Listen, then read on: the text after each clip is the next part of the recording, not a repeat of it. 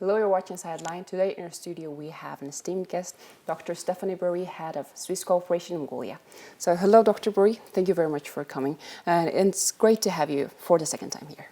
Thank you so much for the invitation. It's with great pleasure. I think it's such a highly important topic. Yes. So I'm happy to be here. Thank you for the invitation. So about the topic, the last time and the first time we met here was September 2020, and we talked about the general activities of the Swiss Cooperation in Mongolia. Right. Yes. And today we're going to talk about the gender-based violence yes. and a project concerning the gender-based violence and yes. combating it. So to our audience at the start of our talk, could you please explain what gender-based violence is actually and also like what is impact? Yes, thank you very much for this question. It gives me the opportunity to say that for us, gender-based violence is not just something isolated. Mm-hmm. It's a basic human right that government and society prevents women, girls, boys from any abuse. Mm-hmm. And of course, that includes gender, sexual abuse. Mm-hmm. Exactly. And that's why also for Switzerland it's so important, and it's worldwide that we are working and supporting prevention, and then also, of course, protection of women and children and generally people. But let me also say that gender-based violence, domestic violence, is not just a physical abuse, any form of, yes. But it's also not something theoretically. It's not something from the others. No, for me, never. It can't be. It's something. To you, it can happen as to me, as to our colleagues, and unfortunately, it's like this. And let me just share with you that research has shown that only in Switzerland, only last year, 27,000 children have, unfortunately, we could say that 27,000 children have experienced domestic violence. So only in Switzerland. So it's incredible. It's too much. Anyone is too much. And so it's really everywhere now. You know, why it's happened? Why happens domestic abuse now? It has to do with awareness building. It has to do with education. It has to do with education which starts at the family.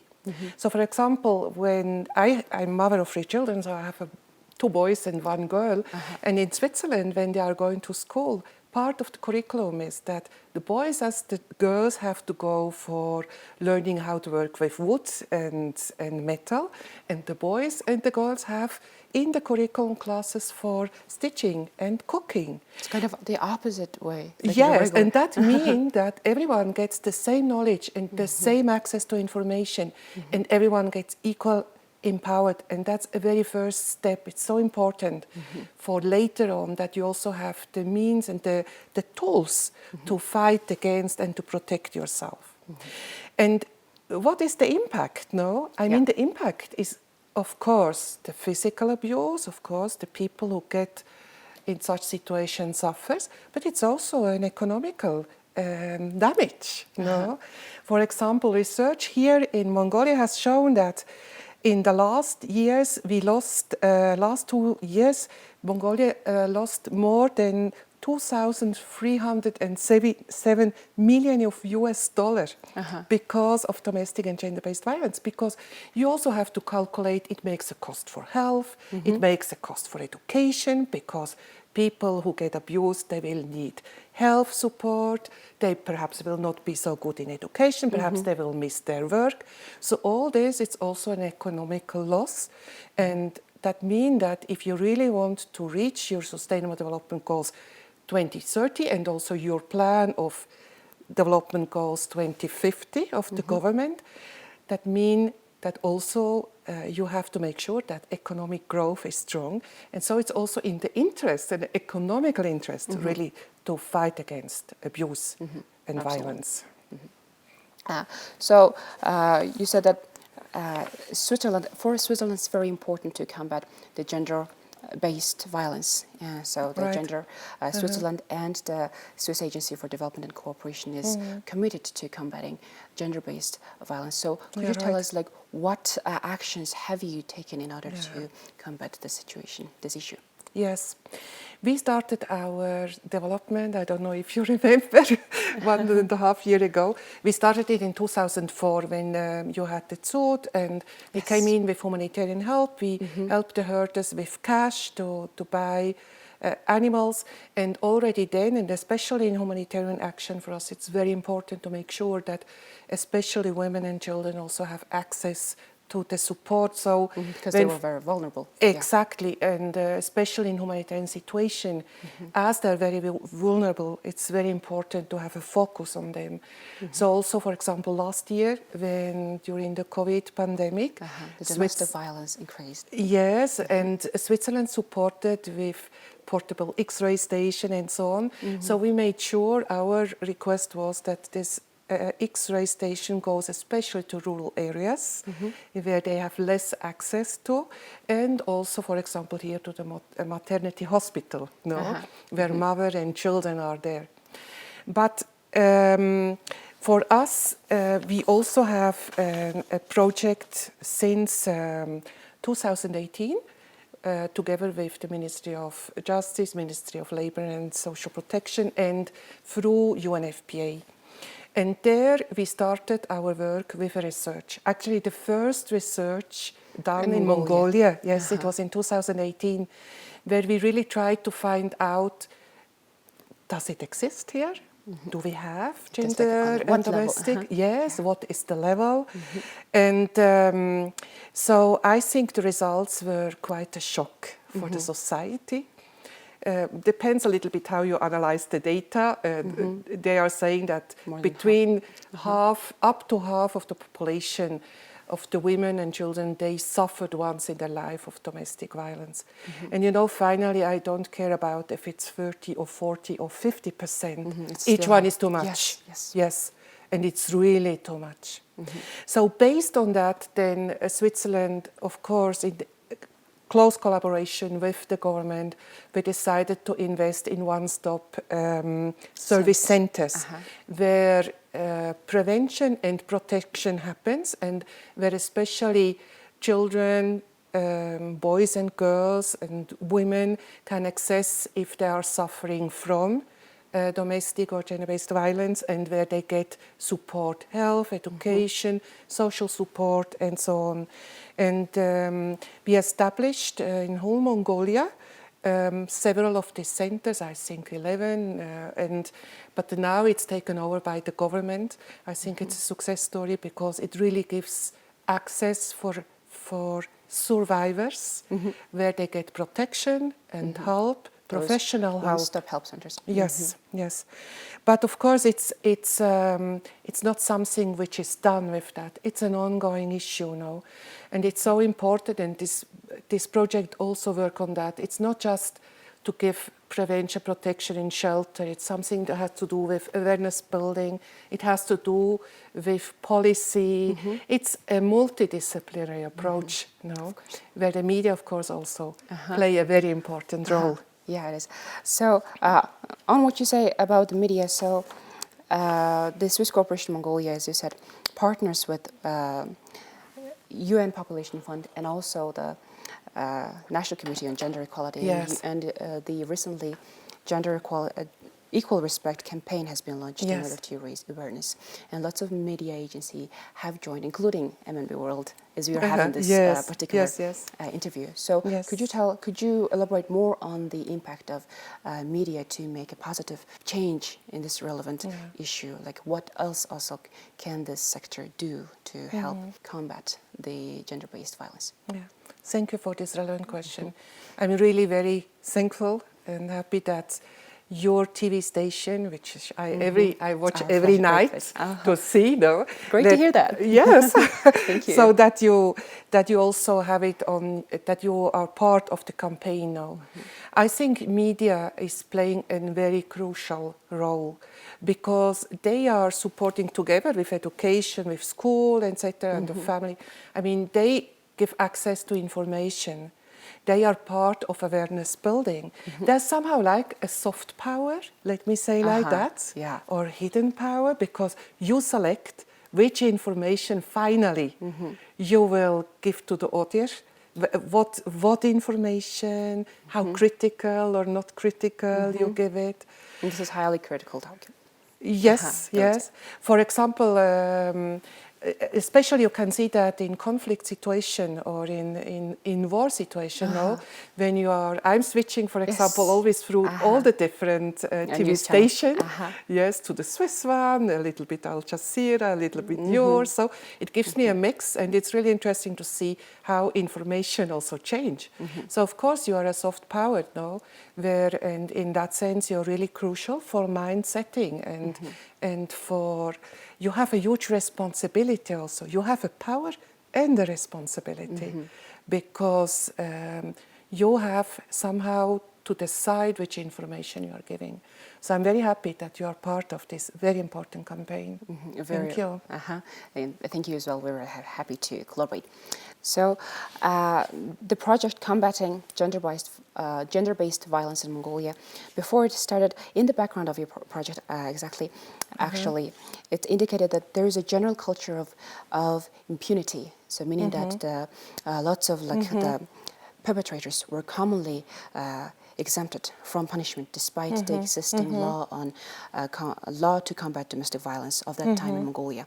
So what change has been made to the law? And it said that the standard operating procedures, like 31 of them, were produced and developed through the project and approved to operationalize the law to combat domestic violence. And could you elaborate on what on how the situation of impunity changed in Mongolia? That's a very important question. You highlight a very important part now. As I said, with the shelters, it's not done. It's very important, and also with campaign, it's not done, and awareness building. But it's so important that also at policy level there are changes now, and that's why I said we work from the beginning, and from the beginning the lead was with Ministry of Justice and Ministry of Labour and Social Protection, because at the real end what we can give is support, financial support, and lessons learned we can transfer, but at the end it's your government, it's the government to people, the parliament now has to decide how and what will be taken over. And it has also to do, that's why I said also at the beginning, it's a multidisciplinary approach. It's not only you have to work on economy, not only on education, not only on, you also have to work on governance. No? So, and there, of course, transparency also is coming in. It's so important to have transparency, and I think also very important for Mongolia, and I think you are really doing a great work, is the whole digitalization process also, no? That data are accessible, that everyone can, you can go on internet, I guess you, all this information you got out in internet, where you see the information, no? What happened, what has been done, which finances have been invested in, all this has to do with transparency and with digitalization, and to give access to everyone to this information. And that gives also the tools to the parliament and to your government to take the right decision and to decide about the right rules and regulations to improve also the juridical system. So adding on the digitalization, through the first phase of your project, also an eGBV integrated database system was developed, and now the national authority, police authority, they can easily collect the data on the gender-based violence and domestic violence cases in the integrated system. Perhaps let me also highlight just the economic affair, not the economic issue about it. It's very important now, and that's why this project is not an isolated project in our whole program. No, we are equally working on labor, to give people access to labor, to safe and dignity. We're also working, as I said, in education and in agriculture. Because if you have a woman and she's coming, she suffers from domestic violence. Let's say this example, she is coming to a shelter, and the shelter helps her with give her some advices, Recommendation. yes, medication, what she needs. But if she doesn't have own financial means, then she will have to go back, even if the situation wouldn't allow it. No, so access to labor, to work also is very important. Access to finance is very important. Means to help them to get employed, those vulnerable This people? one-stop service center can't solve all of the problem. What I want to say, it's really a systemic approach. It's just one part of. But this isolated, this one-stop service center isolated will not solve the problem either. No, so you need also other instruments, like, for example, that your government is working to give access to work, to labor to everyone. It's one piece of a puzzle. Yes. Exactly. So lots of other parts are in the puzzle. Yes. Yes. And they need to work together. Exactly. To make a difference. Yes. Okay. So this current phase, the follow-up phase of the Combating Gender-Based Violence in Mongolia project, is to be concluded in 2023. So could you please, what you plan to achieve by the end of the phase 2 of the project? Yes, unfortunately, 23 already is soon now. Yeah, next year. Yes, for us it's important that everything we learned, all our lessons learned, all our experience is really in the hands of the government. That is for us the most important part. Now, of course, we will further strengthen this one-stop service center, but for us really to hand over all our knowledge and experience of all these years is very important. And also, of course, I hope now that other donor agencies also will jump in and perhaps take over one and the other. But I'm also very proud already to say that at national, like at IMAC center level, as at Zoom level, we have seen in my recent field visit I have done together with the EU ambassador, it's about half a year ago, that the local government already took over and with their own resources is financing the staff in the one-stop centers. And I think that is very sustainable. For us, it's very important that a project is sustainable. Yes. And I think we are nearly there where we want to be. So you said that the government has taken over those approach, and it means that one of the major objectives of the project has been achieved. Yes, have been achieved. And now what and to go on systematically. Yes, I think it's just important that this experience we have made here, this rich experience and lessons learned, that we make sure that on the one side it really stays with the government at all the different levels, but also that other countries which also have similar problems also can learn from the experience of Mongolia. Yes. Dr. Buri, our time is coming to an end soon, and could you tell us what kind of final message would you like to give to our audience at the end of our talk? Thank you that I have this chance. Thank you that you give me this time. I'm a mother of 3 children now, and gender-based violence, domestic violence, as I said, is something which is for all of us important. And let's really work everyone on it. Let's work for a better future. Let's work for our children. Let's work for peace. And we all of us have the right to live in dignity. Yes. And also the duty, the responsibility to contribute to a better world. That's my hope. Thank you. Thank you very much, Dr. Buri, for coming to our studio and talking about this important topic and also introducing the project to combat gender-based violence in Mongolia. Thank you very much. You've watched Sightline on MNB World. Our guest today was Dr. Stephanie Buri, head of Swiss Cooperation in Mongolia.